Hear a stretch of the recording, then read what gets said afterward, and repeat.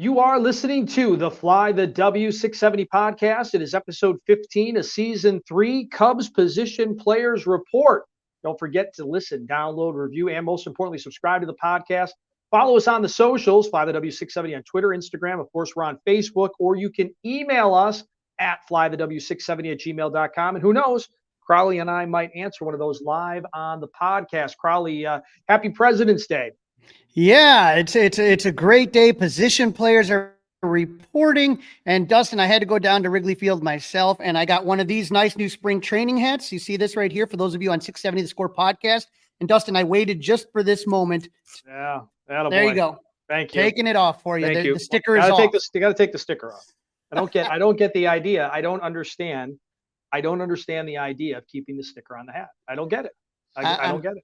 Somebody's going to have to explain that fashion statement to me. I don't get it. It's off, and I think it's awesome. I think it's a cool looking hat, and so I'm happy to pick one up thanks to my guys at Wrigleyville Sports. Dustin, position and catchers reported last Wednesday. Now, like I said, position players are reporting. The last big name to show up to camp was Christopher Morel, who arrived on Saturday. But Dustin, to be fair, he played winter ball, so he was away from home longer than a lot of other players. So, no problem there. But good to see him smiling in camp. There are, Dustin, 59 players in Major League camp. We talked last episode about the 33 pitchers and 6 catchers. That leaves 20 other position players, and they are going to begin their work today, Monday, when we're recording this. And in this segment, we're going to look at the infielders in camp. And Dustin, for the majority of these guys, most of these guys were on the team last year, and you figure that most of these team guys are going to break camp with the Cubs. Obviously, you have Michael Busch, who's new, Nico Horner, Nick Madrigal, Miles Mastrobuoni, Matt Mervis, Christopher Morel, Dansby Swanson, Patrick Wisdom. And then you have some minor leaguers that are just not, unless something amazing or catastrophic happens, are not going to make the team. That's David Bodie, Luis Vasquez, Chase Strump, and Matt Shaw. Those are the infielders in camp. And so we clearly have 2 locks up the middle that are making this team in Dansby Swanson and Nico Horner. But Dustin, new manager Craig Counsell told the beat reporters the other day, winning is about preventing runs and it's about scoring runs. You've got to consider all of it when you figure that out. Which players do more, you never can tell, but we have enough offense to win a whole bunch of games. What do you think a whole bunch of games is to you, Dustin? Yeah, well, it's more than, you need to win more than 83. 83 won't get it done. 83 is not enough. It might be in this division. This division is not that great. 83 might be enough, but you don't have that old way where you played the division teams more, right? So it's a more balanced schedule now. Right. I would love somebody to amplify it on that, right? A little follow up, if you will. But okay, again, I'm willing to see. It's not March 1st yet. Mm-hmm. March 1st is going to be my absolute panic button time with this whole thing. So let's see. But he also, what I didn't like, and I don't know if we're going to get into it today, but he also talked about don't put too much stock into what's happening out at spring training as far as wins and losses. Okay, but if Dansby Swanson's 0 for 28 again at spring training, I got a problem with that. If Christopher Morel can't field a ball at third base and has throwing issues getting over to first, I got a problem with that. So don't tell me that doesn't matter, Craig, because it matters. Yeah. Now we know, Dustin, that Nico and Dansby are one of the best double play tandems in baseball defensively, with both winning the Gold Gloves in their respective positions.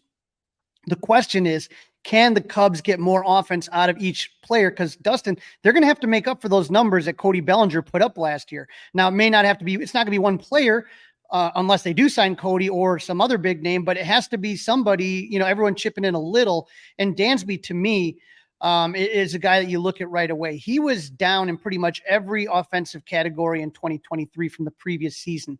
So in 2022, Dustin, his walk year with Atlanta, Dansby slashed 277, 329, 447 with 25 home runs and 96 RBIs. Last year with the Cubs, his first year, he slashed 244, 328, 416 with 22 home runs and 80 RBIs. So the average was down about 30 points. The OPS stayed roughly the same, and the slug was down about 30 points. And so, he's we need more slug out of him. The Cubs need more slug out of him. There's no doubt about that. Now, Dustin, the one thing I did look at is he improved in strikeouts. So he struck out 182 times in 2022 compared to 154 in 2023. So maybe the strikeouts go up, but so does the slug. You know what I'm saying? Right. Right.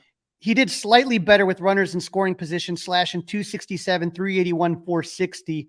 But to me, Dustin, if the Cubs are going to battle, for a postseason spot, you're going to need more out of him. I mean, he's your highest paid player. Right. And I know, and again, it goes back to he had a rough spring. He had a rough spring last time. Oh, tap the brakes. Well, it carries over. You don't just all of a sudden show up at Wrigley or show up in a major league park and all of a sudden start hitting the ball because, oh, well, spring training's over. Now it's go time. That's not so. I understand the pitching. I get that they're working on things. The pitchers are working on things, situations, working on pitches, curveball, right? The curveball's no damn good out in Arizona. I get all that. But don't tell me that. I mean, I'm not worried about the wins and losses, but I am worried about the at-bats for sure. And the defense, especially because the Cubs are looking to replace third base and first base. We're going to get into that in a minute. right. Now, Nico had a really solid offensive year in 2023. He slashed 283, 346, 383 with 9 home runs and 68 RBIs. Nico's talked how he wants his power to go up. We'll see what happens. I remember, Sandberg's another second baseman where Jim Fry told him, hey, you got to pull the ball more, and he started hitting more home runs.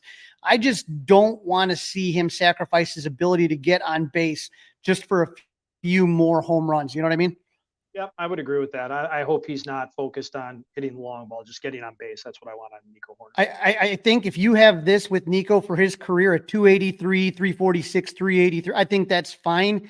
He was clutch with runners in scoring position, Dustin. He slashed 302, 358, 403. So when it came to guys that you wanted up the bat with runners on base, Nico was at like the top of the list for the Cubs. Now it was him and Yan Gomes, right? Right. And so you got your middle infielders locked up. We know those guys are there and nobody's taking those jobs.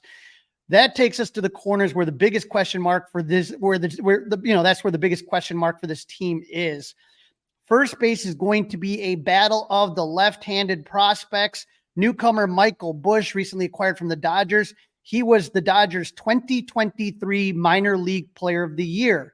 But another lefty first baseman is Matt Mervis, who was the Cubs' 2022 minor league player of the year. So both of them recently coming off minor league players of the years. Both had cups of coffee in the majors last year. Neither of them were able to do much offensively. Dustin, it takes time to be a successful major league hitter. It's a learning process. You're going to struggle. The question for me is how much rope will each player be given? So if Busch starts out struggling and Mervis is raking at AAA, when do they make a move and vice versa?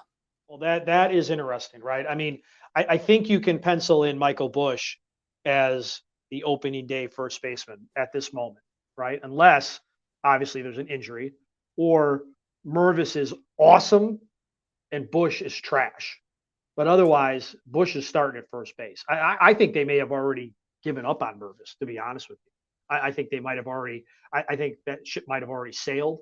But they have no other options. If you don't have Cody Bellinger, you got to have somebody play first base and DH every once in a while. It can't be Christopher Morel all the time. So Michael Busch better be, Michael Busch needs to be better than even advertised, right? Michael Busch needs to have like a really, really good year, the way the roster sits today, the 19th day of February. Right. And you and I have talked about this before. Mervis and Busch both dominate AAA pitching. There's nothing for them to prove anymore. And so one of those two guys has to take the next step to be an everyday player. And then whoever wins the job, you can figure you'll see a platoon with Busch and Mervis taking the bats versus the righties, and with Patrick Wisdom taking the bats against the lefties. Craig Counsell was talking to the media about that this weekend. And, here's what Craig had to say about Patrick Wisdom. Look, Patrick's had success in this league. He's streaky. There's no question about it. I think he would tell you that. And sometimes that's hard, right? To figure out like what's when is it going to happen, right? But players with that much power and how he can change games and he can almost win games by himself offensively on occasion, right? With just how he's feeling at the plate, those are valuable. There's and you find spots for those guys. And so I think, Patrick's in some competition this spring, and we're probably going to ask him to try some new things this spring, a little more first base this spring we'll ask him to try. But it's a bat that's really handled left-handed pitching, produced against left-handed pitching, and you take note of that. So, with Wisdom being able to play first and third and with Pop against lefties, for sure he's going to make the roster. I don't have any doubt about that. But I like what Craig was saying there, because it is important that you ride the hot hand. If you remember, Wisdom was on fire in April, and he absolutely demolished the Dodgers in LA. And so when he gets hot, you got to ride that as hard as you can. And then when he starts cooling off, you might want to play someone else at that point in time. Right. Yeah. I mean, listen, he's a reasonably priced option that, definitely doesn't break the bank, helps you out. Great guy. You know him very well, Crawley. Couldn't be a bigger, nicer guy out there than Patrick Wisdom. So I'm glad that he is still with the team. And it sounds like Craig's got his role. When there's a lefty starter, here comes Patrick Wisdom. Pencil him in. Yep. Now, the biggest question of all on the infield is third base, where we finally got confirmation of the Cubs' plan. Craig Counsell said this weekend, Christopher Morel has done so much with the bat. It's our job to figure out the best way to deploy it. Let's give him some consistency at third base and see where we're at roster-wise at some point in camp, and then go forward from there. Dustin, last year the Cubs went with a mix of Nick's Magical and Patrick Wisdom at third, but Morel needs, according to the Cubs, and Craig Counsell, Morel needs consistency at one position, and third is the best fit for the team. What worries about all Cub fans, and you brought it up earlier, Morel has been a below average by pretty much every metric on defense except for second base. That is the only place that he's played where he's been at least average defensively. Everything else, third, outfield, shortstop, has been below average. And so the Cubs sent coaches to work with Morel this winter when he played Dominican ball for Águilas Cibaeñas, working with him at third especially, but there's no question about his offense. He's a big swing and miss guy, but he gives the Cubs a ton of pop. Last season, Dustin, he slashed 247, 313, 508 with 26 home runs and 70 RBIs in only 107 games. Remember, he doesn't come up until the beginning of May. And so he averages one home run at roughly every 15 at bats, which is pretty elite. So he's going to strike out a lot. He's going to hit a lot of home runs, but that's no different than Kyle Schwarber, right? Right. Absolutely. Good comp. Good comp. You don't want him striking out as much as Schwarber. And he's he's a better overall defender than Schwarber, even though Schwarber has turned into a pretty solid left fielder. He really worked hard at it. So Morel was asked by the beat reporters about playing third base. Here's what he had to say. If they give me a chance for playing third base, I give my best. I'm trying to show to the Cubs I can play in third base. In winter ball, you played third, right? Yeah, I play most of the time in third base. How did it go? Really good. Yeah. I make some plays. Last year at this time, you said that was your favorite position, right? Yeah, I've been more comfortable in third base. I play most of my career in third base. What's important, just making that throw accurately? Is that the biggest challenge for you? We're working that. It's a challenge for me. Like I'm trying to get more control, throw more consistently, and we're working that with Coach here. So a lot of interesting things in there. Number one, he said he's most comfortable at third. So that's a big part of it right now. Whether he's saying what he should say, hopefully he's telling the truth, but that's important. It's important that he feels comfortable there personally. Right, and he's willing to give it a shot. Now, again, there's a lot to playing the position, and the thing that worries people the most is that throw to first, because he kind of drops his arm down a little bit instead of throwing over the ball. And so this is going to be a lot of work that this coaching staff is going to put in. You just got to kind of be careful not to overwhelm him, but it's everything, it's footwork. It's the throw. It's getting in front of the ball. It's knowing, where to position yourself. So, I watched him play in the Dominican and I saw him make some really spectacular plays. Sometimes I feel like he kind of struggles with the more routine plays. He obviously had some errors, but I think sometimes he struggles with the routine plays more than the difficult plays. And you see that sometimes the players, Yep.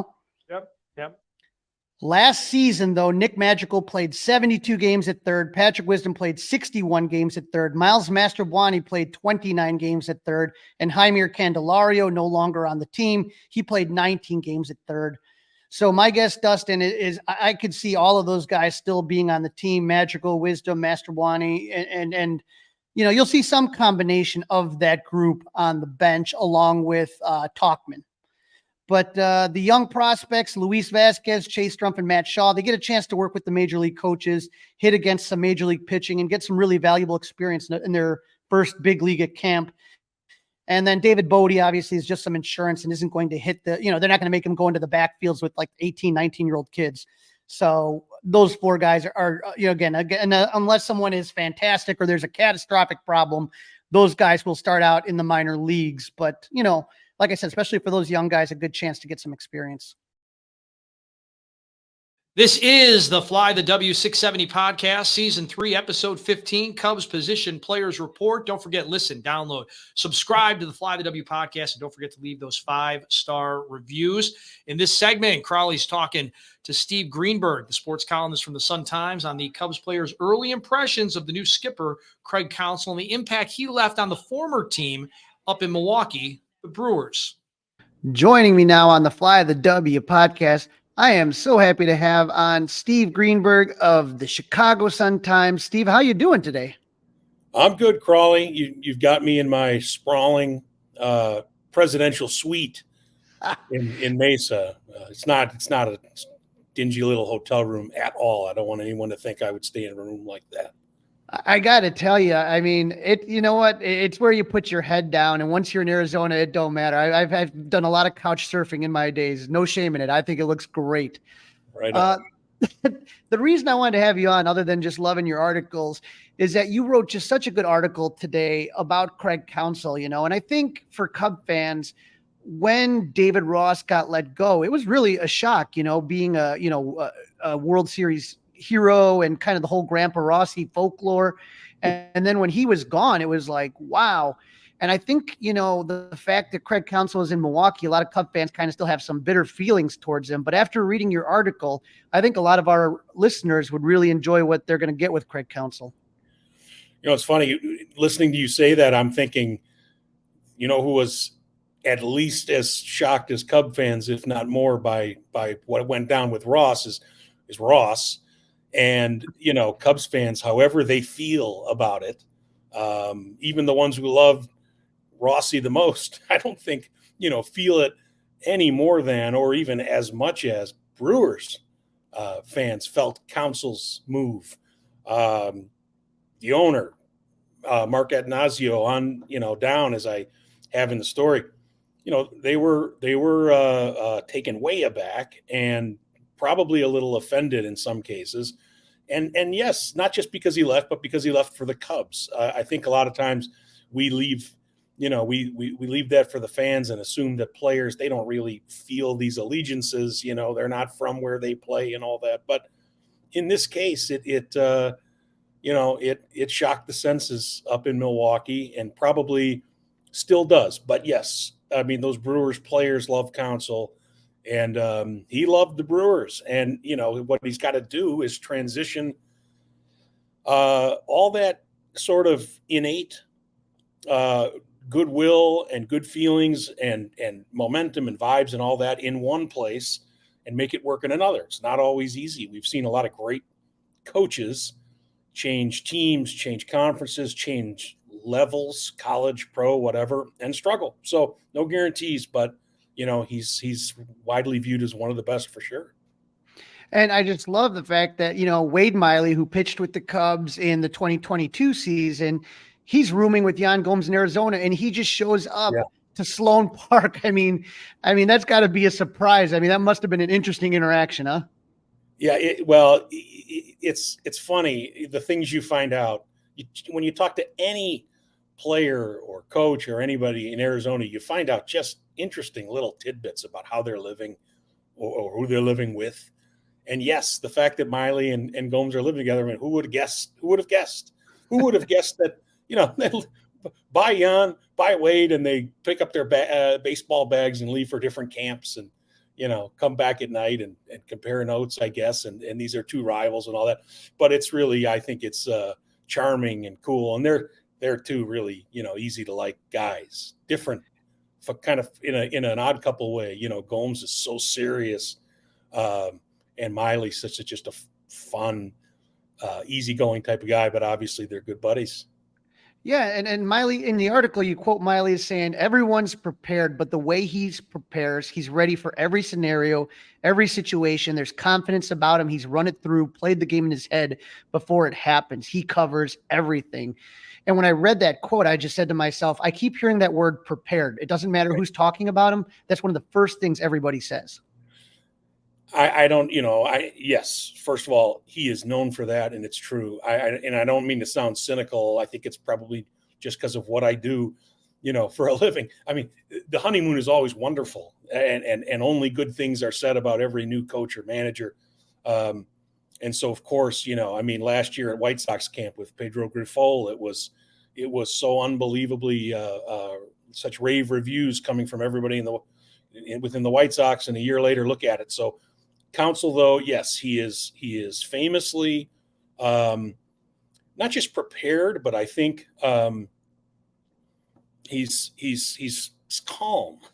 He's unruffled, and I think that helps. It's funny talking about Miley. He gave kind of a tell about Counsell, something I'd noticed but didn't really realize I'd noticed it. If you think of Cubs Brewers games, and maybe something's goes the Cubs' way and it's tense, and then they show Counsell in the dugout. He's kind of doing this. He's kind of rubbing. Miley said that's basically the only time he's a little bit nervous, but it'll pass quickly. So he's a cool customer, and off to a great start. Of course, we're a couple days in. Now, my partner and I, Dustin, he said, we've asked before, do you think the Cubs get rid of Ross if it's not Counsell? Was that the only manager that they would have made that move for, do you think? I don't know the answer, but I would guess yes. I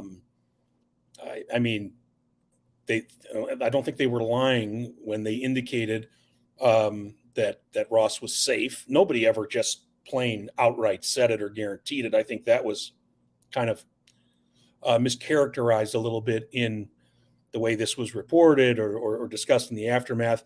And as I think back to Tom Ricketts and Jed Hoyer and how they discussed it, I was there in Milwaukee when Ricketts addressed Ross's future. He didn't say, I guarantee he'll be back. He said he's our manager, and I think the world of him. I think he's great. And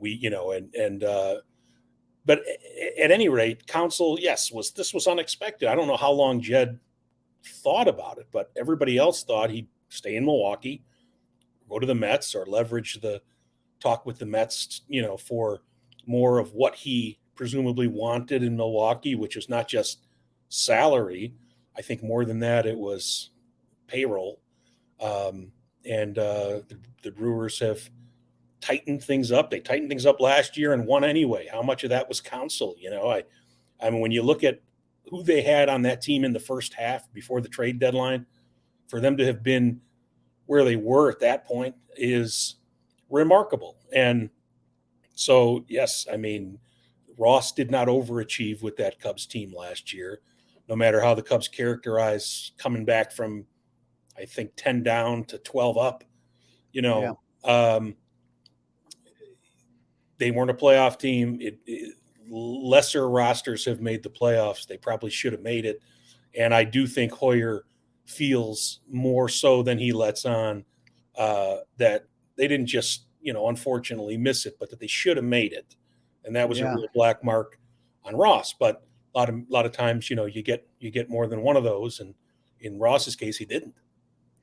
Now, I'm sure you were at the press conference yesterday when Jed Hoyer and Carter Hawkins and Craig Counsell were meeting the media. But one of the things that I kind of heard a bunch of was to talk about young players and how valuable young players are. And, the Cubs have one of the top rated farm systems. And you talked to William Contreras, Wilson's little brother.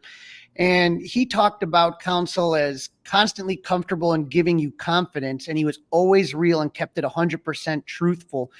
I keep thinking with all these young players in the pipelines, I think they're looking at someone like Craig Counsell to get the most out of those young players. I think it's what they need. I'm older now than I used to be, and I have young adult kids. I was in the Brewers clubhouse today, and I just overheard something, and it was so sweet, Crawley, and it kind of touched me. There were a couple players. I assume they were prospects. I didn't recognize them. They looked very young, and they didn't know each other, and they were talking, and they introduced each other, and they're getting to know each other, and one of them started talking about his dad, and he just kept talking about his dad. And I thought, gosh, here's a kid who misses his dad. You need to be shot straight when you're, it doesn't matter if you're making money or if attached to fame or even have some already, you're striking out in the world and living, if not alone, maybe, but probably pretty far flung from the nest. You need people who treat you. They don't have to be fatherly, but they have to be good to you. And I think that makes all the difference in the world. Sometimes veteran players are not good to young players. Sometimes they regard them as threatening, or just not not seasoned enough to be worthy of their attention or good intentions. A lot of players are great about it. David Ross was one of them. We've all heard about how he looked out for Jason Hayward and things, like that. Well, Counsell has a reputation for, as Contreras said, just being real direct. And that's what Counsell said in his press conference a couple days ago. He said, the number one thing I want them to know is I'm going to be direct. And then he also, talked about more idealistic things about, everybody being a part of something and all these things. But I think he's got a good talent, so to speak, for that. And when you're like that with young players, it makes a huge difference. Now, one of the best parts of the article that you wrote in the Sun-Times is the relationship between Counsell and new Brewers manager Pat Murphy, who was, Counsell was looking at possibly having him be the bench coach, but the Brewers did offer Murphy the job. That's going to have to be interesting the first time that they're facing off each other in opposite dugouts. Yeah, it's a great story, and I don't know how much people in Chicago or Cubs fans at large know it yet or know much of anything about it. But the more you peel it back, I mean, there was a lot in that conversation with the new manager there that I held back for later. Just unbelievably good anecdotes about their younger years, their friendship at Notre Dame, where Counsell played for Murphy. Murphy was a really young coach, and the different ways in which he saw something in somebody who was not regarded as any sort of big deal, any sort of something in baseball. And but yes, they're great friends, and they're rivals now. And I do think it'll be strange for each of them, not just to battle each other and one wins, one loses. They've never been involved in a game that they weren't on the same side in, but just to not be together, that's kind of what great friendship is. So it's an adjustment. It's very hard for these guys to stay in touch meaningfully during the season. So even here in the Cactus League, where they're close, not that Chicago and Milwaukee aren't close, they're not going to run into each other. They're not going to spend time. It's very fleeting, if at all. And they've been a pair for a long time. So it's a really nice story, and it will be interesting to see them go against each other. I like a little more bitterness with my rivalries. It's more fun from my end. There's not going to be much bitterness between them, but it is. Murphy did allude to a possible brawl, and it's just a funny image of what would happen if those two collided. And Murphy used to be at some level some kind of a boxer. He's kind of impressively built 65-year-old dude. I think I'd bet on him, but chances are they won't tangle. The thing that I loved about the article too, for Murphy, Murphy had some, much more experience than Counsell did, obviously, coaching, like you said, at Notre Dame, and then over, being the AAA manager with the Padres, and Counsell tries to lure him over, but the Brewers wouldn't let him go. But the fact that even with, the amount of experience Murphy had, he talked a lot about learning from Counsell and that learning experience. And that to me was really an interesting part of the story. Yes, I agree. I think that's telling, because, the nature of their relationship was, one guy was the one who gave the other, a kid, an opportunity to go to Notre Dame to play ball. There's a hierarchy set up there that you would think would sort of inform their relationship going forward. And so I thought it was pretty big of Murphy to say that, to frame it that way. He has a lot of head coaching experience. He was extremely successul longtime coach here at Arizona State, the head coach. And so, I mean, he's not some, guy plucked from obscurity. He's just a name that major league followers don't necessarily know or know well. But yes, he's someone who has been around, seen it all, and who knows how instrumental he was in Counsell's success in Milwaukee. We can't discount the possibility that Counsell without Murphy is not equal to Counsell with Murphy. So that's something we'll watch too. Yeah, and you're there in Mesa, and you've been walking around a little bit. Do you notice anything different about this camp than previous camps, or is it pretty much standard for the first couple of days?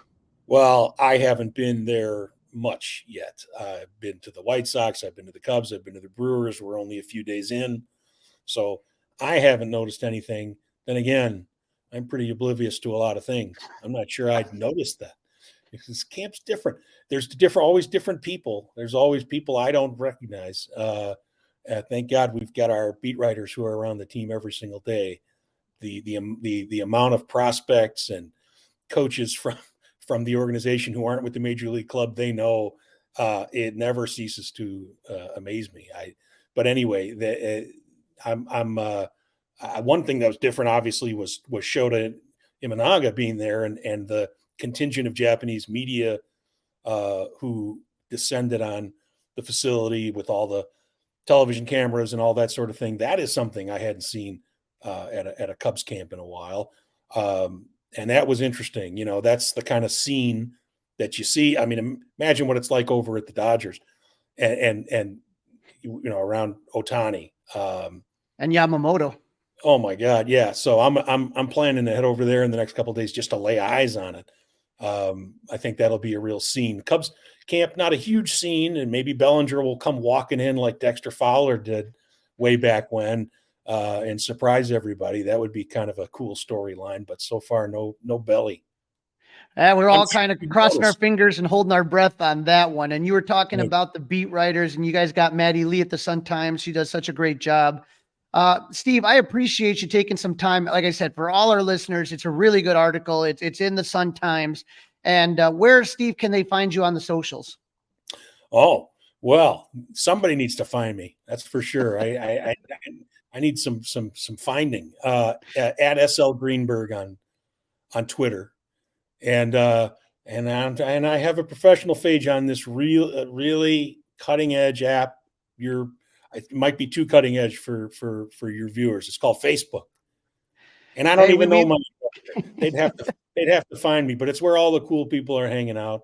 I haven't gotten on Instagram yet, just because I have no excuse. Steve, you take care. You save some sunshine for me, and enjoy Mesa. All right, thanks, man. This is the Fly the W670 podcast. It's episode 15 of season 3, Cubs Position Players Report. Don't forget, leave us a 5-star review. Listen, download, and subscribe to the Fly the W podcast. Crawley, we've got some Scott Boras news. We've got some Tom Ricketts audio to listen to. Yeah. This is still going on. The big five, the Boras five, Cody Bellinger, Matt Chapman, Blake Snell, Jordan Montgomery are all still on the board in play. Dustin, with pitchers and catchers already reporting to camp, and now the position players arriving today on Monday, Boras has his clients working out in his facilities. Snell is training at a Boras facility in Newport Beach, California. Montgomery and JD Martinez are training in one in Florida. And Cody Bellinger and Matt Chapman are training in one in Arizona. A lot of the teams that are interested in Bellinger and Chapman are all located in Arizona, including the Cubs. Boras promises that his players will not end up behind in any way when they do report to camp. Boras has been preparing this for years. He has his own facilities, his own trainers, his own support staff. So he's content letting this play out. And so as we sit here, Tom Ricketts met with the beat reporters in Mesa today, and he shared his thoughts on the current situation. This is what Tom had to say. I mean, there has been some discussions, but just it hasn't become a negotiation yet. So, and until they're ready to really negotiate, then there's not much we can do. And I don't think, and I don't tell Jed what to do, and I don't, but I also imagine you just have to wait for when it gets serious before you start talking about what the end money amounts are. But so we'll just see where it goes. Wow. All right. Wow. It hasn't been a negotiation yet. And the other thing about he will not talk to Boras. He will leave that to Jed. He doesn't play that game. Boras likes to go straight to the owner. And Ricketts said, absolutely not. I don't talk to the guy. Right. So there's been discussions, but not negotiations. I mean, if you look at that, there's been discussions. Hey, we'd like you for this. And Boras said, hey, we will sign for this. But after that, there's nothing really, is what you're saying, is that there's no negotiation. So that's interesting here. Tom Ricketts also went on to say that the Cubs absolutely have what they need to be better than last year. I don't see any reason why we would not be favored to win the division this year. I don't know how they're better without Cody Bellinger, without replacing that offense. Right, but winning the division shouldn't be enough, right, Crawley? Winning the division is not enough. That's just not enough, because we talked about it earlier in the podcast. This division is not any great shakes. It's not. You could put all of the teams except maybe the Pirates in a hat, shuffle the hat. The first one to 80 wins the division. I mean, is that basically what come on, this is the Cubs. And how far away are they from that first luxury tax threshold? Very far away. They're not spending. Now, I'm not saying you should just spend for the sake of spending. I also did hear this morning that Snell supposedly has an offer from the Yankees on the table. So maybe if one Boras client falls, maybe it'll start a chain reaction, perhaps. Right. Little domino effect. We'll see what happens. Commissioner Rob Manfred also had a press conference. Everybody's out in their different respective spring trainings, and some good news. Rob Manfred is done with being the commissioner of baseball when his term ends after December 2028. So January 2029, we will have a new commissioner in baseball. Quote, Rob says, "You can only have so much fun in one lifetime. I have been open with them, the owners, about the fact that this is going to be my last term." Dustin, I don't think I ever saw Rob Manfred look like he had any fun with baseball. No, and famously or unfamously, the piece of metal comment, and listen, very few commissioners are liked, right? It's a no-win situation. You're working for the owners. Unless your owner is winning, spending and bringing championships to your city, the owners are the most hated people after the rival of your team. Who likes the owners? Nobody likes the owners. Nobody likes the commissioners. The only people that you hate worse than them are your absolute rivals, like the Brewers and the Cardinals. I think that with Manfred, I may not have liked the job Bud Selig did, or if you want to go back even further, Fay Vincent, or just different commissioners. I never questioned those Selig's love of the game. Correct. I do with Manfred. I don't know if he really cares one way or another about baseball, to be honest. It's bottom line. How much more money can I make the owners? How much more can I squeeze? That's what he cares about. And listen, Now guess what? That's his job. Big picture, he works for them. He doesn't work for you and I. He doesn't work for the players per se. He works for the owners. Now, one thing you would agree with him, Dustin, is that he mentioned, it was mentioned to him, the idea of a signing deadline. And here's what Manfred had to say. We would prefer to have a free agent signing period, ideally probably in December, with a deadline that drove people to make deals to get things settled.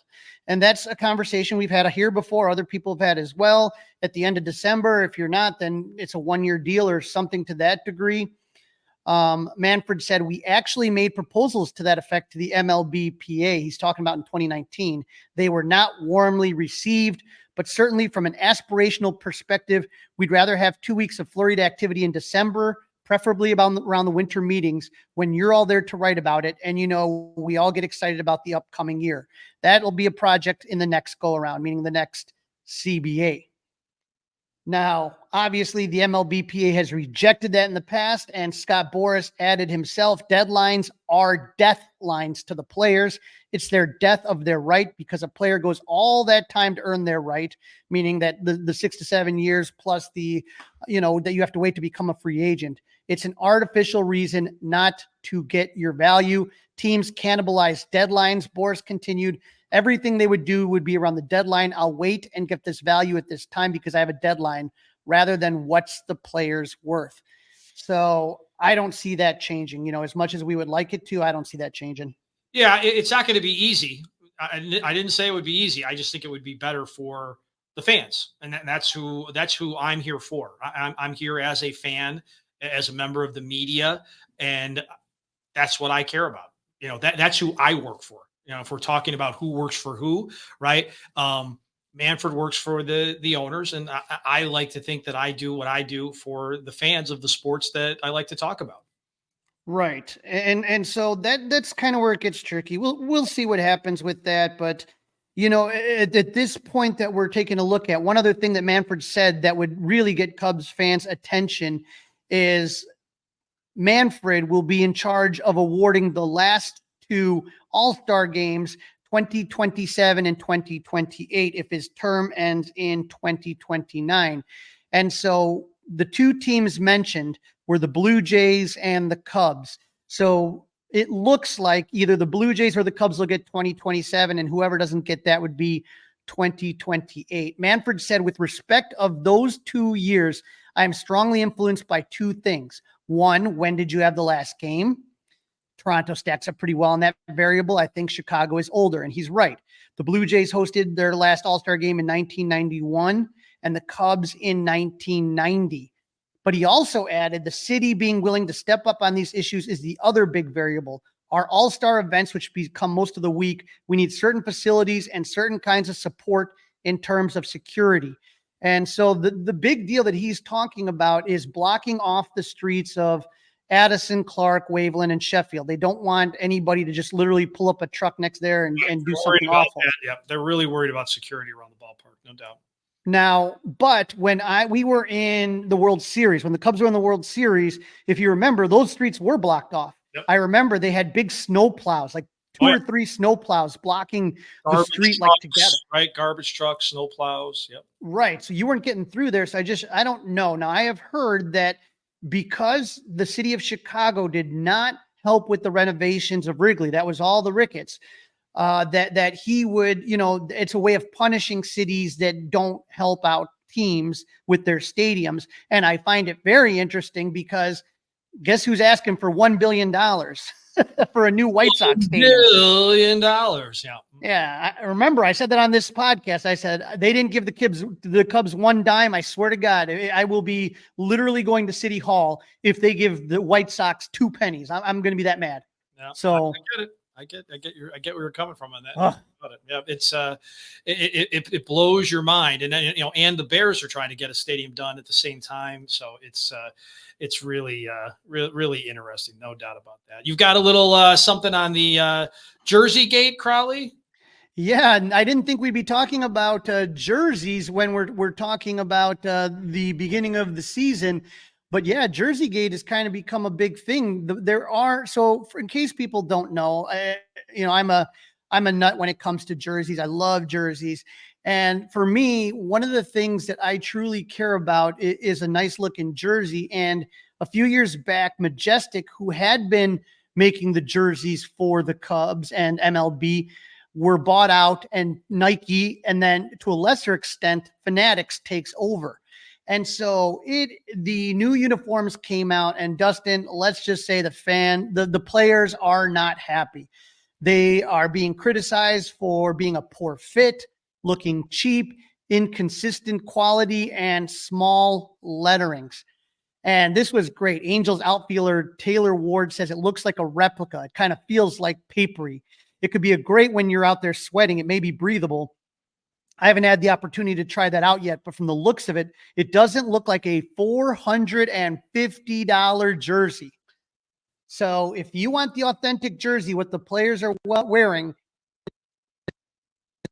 it's called the Nike Vapor Premier. It's going to cost you 450 bones, Dustin, and it is non-refundable. No returns on these things. So no thanks. Players are not happy. Miles Michaelis is the one that kind of started it, just how ugly the uniforms look for the Cardinals. And then the only players, and it's funny, that are praising them, Mike Trout, Kensley Jansen, Corbin Carroll, Jason Hayward, are all signed to contracts by Nike. Well, there you go. Now, there is one Nike person that is saying something. That's Dansby Swanson. He said he is reaching out to his Nike contacts to discuss them. He's all for the new material, but said some of the design decisions, like the shade of blue, like the Cubby blue, just doesn't look right. So, we'll see what happens. But I went down to Wrigley today. It's where I bought this hat. And when I was at Wrigley, I did take some pictures of the jerseys. Now, the store was closed that had the jerseys, the new jerseys, but I was able to kind of take some pictures through the window, and I can see what the players are saying. If you look, here's a Dansby Swanson jersey, but you see the logo right here. If you're on 670 The Score YouTube channel, it looks like it's like steamed on. It's not stitched in.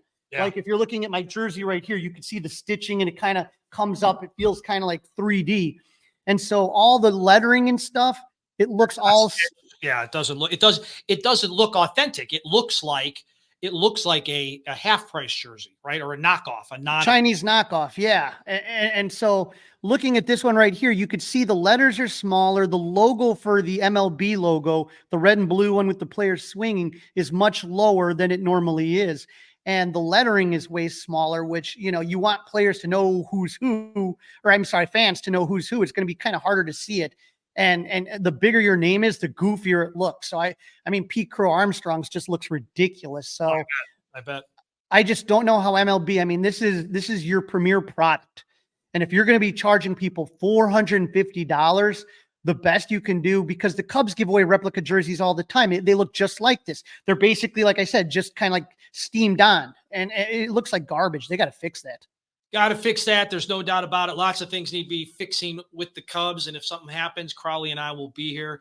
Don't you worry about that. That's a wrap. Don't forget to listen, download, review, and subscribe to the Fly the W podcast. Follow us on all the socials, Facebook, Instagram. We're on Twitter. Of course, you can email Crawley and I, flythew670@gmail.com. And you can watch us on YouTube by subscribing to the 670 The Score YouTube channel. Crawley, have a great week. We'll talk soon if need be. Otherwise, we'll be back at the end of the week.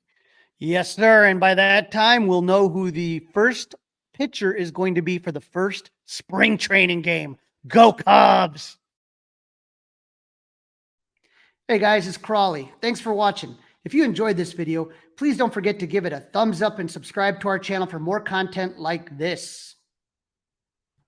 If you want to see more of our videos, be sure to check out our playlist and let us know what you think in the comments below.